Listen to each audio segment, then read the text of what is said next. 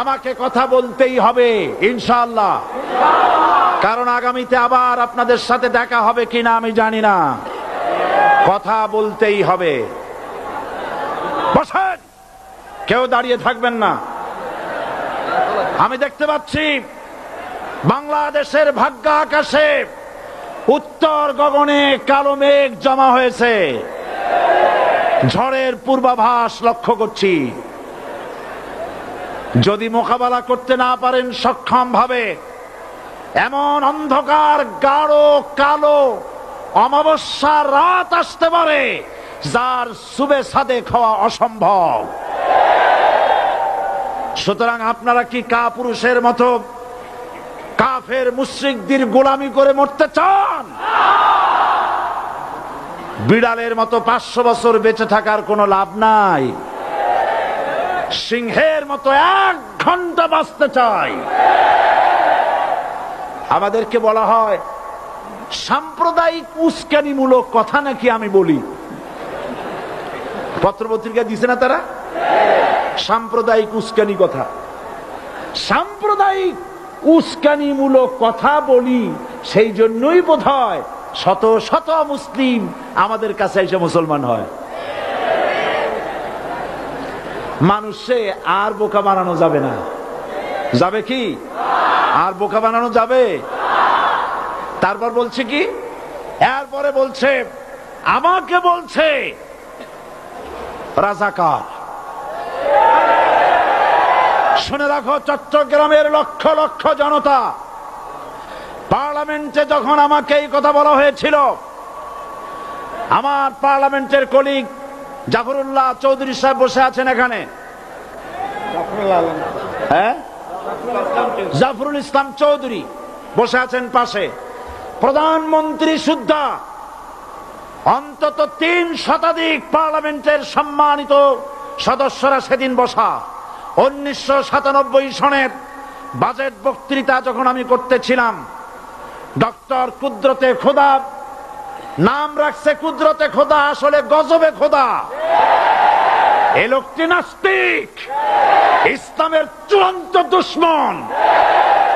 তার প্রণীত শিক্ষা ব্যবস্থার যখন সমালোচনা করছিলাম, ট্রেজারি বেঞ্চ থেকে আমাকে বলা হলো রাজাকার। আমি আমার সমস্ত শক্তি একত্রিত করে বলেছিলাম শুধুমাত্র হিন্দুস্তানের রাজাকারেরাই আমাকে রাজাকার বলতে পারে। আমি বলেছিলাম 1973 সন পর্যন্ত আমি বাংলাদেশের কোন রাজনৈতিক দলের নেতা এবং কর্মী ছিলাম না। আমি রাজাকার নই। আমাকে রাজাকার বলে যদি তাকেও প্রমাণ করতে না পারে 10 কোটি টাকার মানহানি মামলা দায়ের করব। আমার এই বক্তব্য সারা দুনিয়া শুনেছে। পার্লামেন্টে আমার এই বক্তব্য রেকর্ড হয়ে আছে।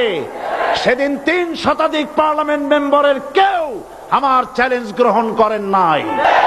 যে কোনো ব্যক্তি পার্লামেন্টে গিয়ে আমার বক্তৃতা দেখে আসতে পারেন।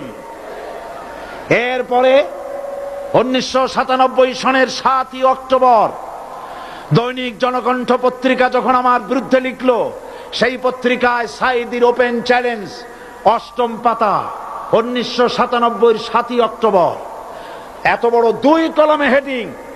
সেখানে আমি বলেছি বাংলাদেশের সকল সাংবাদিক, গোয়েন্দা বিভাগ, বাংলাদেশের সকল বুদ্ধিজীবীকে আমি আমার পিরোজপুরে আমন্ত্রণ করছি।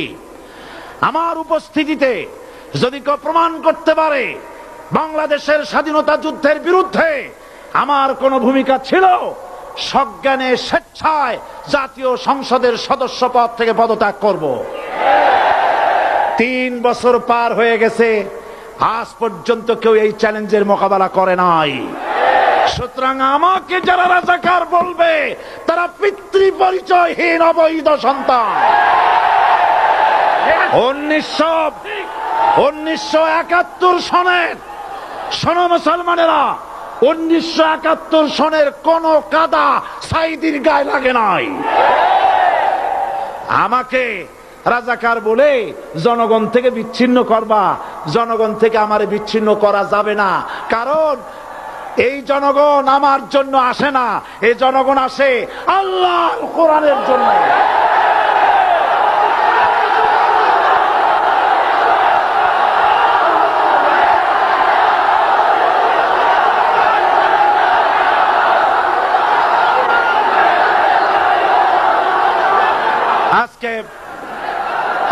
ইসলামের কথা বলে, যারা ইসলামের কথা বলে তারাই রাজাকার, তারাই মৌলবাদী।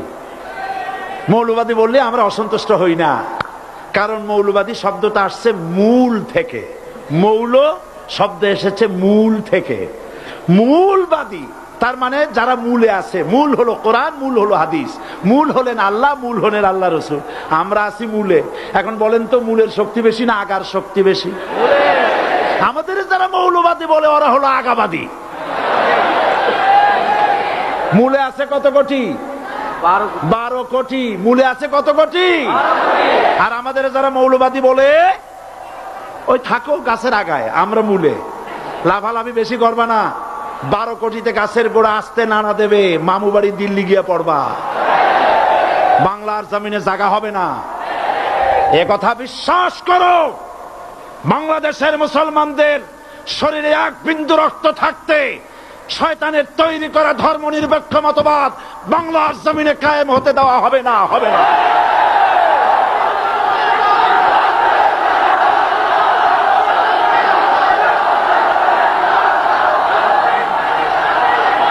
রাসূল করিম সাল্লাল্লাহু আলাইহি ওয়াসাল্লাম কোরআন প্রতিষ্ঠার জন্য আন্দোলন করেছিলেন। আয়াতুল কুরসি আমাদের সে কথাই শিখেছে। আল্লাহ রাব্বুল আলামিন বলেন, আল্লাহু লা ইলাহা ইল্লা হুয়াল হাইয়ুল কাইয়্যুম। প্রাণ খুলে পড়েন, আল্লাহু লা ইলাহা ইল্লা হুয়াল হাইয়ুল কাইয়্যুম। আল্লাহ হচ্ছেন তিনি, যিনি ছাড়া কোনো ইলাহা নাই, আইনদাতা নাই, বিধানদাতা নাই। আমরা মানুষের তৈরি করা আইন মানি না। 12 কোটি মুসলমানের দেশে আইন তৈরি করবে মানুষ, আমরা মানব না। পার্লামেন্টে তৈরি হতে হবে কোরআন দিয়ে, পার্লামেন্টে আইন তৈরি হতে হবে কোরআন দিয়ে।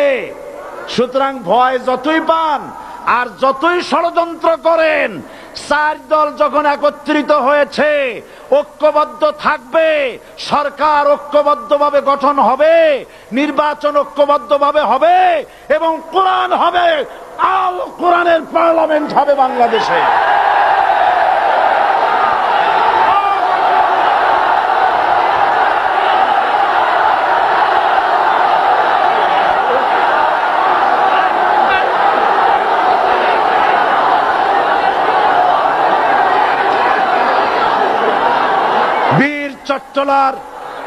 বীর চট্টলার মুসলমানেরা, বীর চট্টলার মুসলমানেরা স্বাধীনতার ঘোষণা এই চট্টগ্রাম থেকে স্বাধীনতার মহান ঘোষক প্রেসিডেন্ট জিয়াউর রহমান সাহেব দিয়েছিলেন।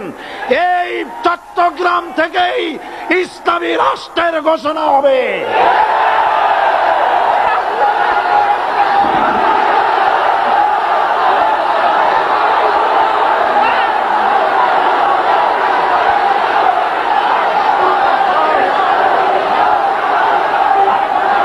আশাবাদী আপনারা অবশ্যই তা পারবেন। আমি 100% বিশ্বাস করি ইনশাআল্লাহ। কারণ যে ষড়যন্ত্রের মোকাবেলা করে স্থানীয় রাজনৈতিক দলের নেতৃবৃন্দ কোরআনের মাহফিল সিনায় এনেছেন, আমি প্রথম দিনই বলেছি চট্টগ্রাম তাফসিরুল কোরআন মাহফিল কোন রাজনৈতিক দলের প্রতিনিধিত্ব করে না। এটা কোন জামাত শিবিরের একক সম্পদ নয়, এটা চট্টগ্রামের মুসলমানদের কলিজার টুকরা তাফসিরের মাহফিল। সুতরাং এই মাহফিল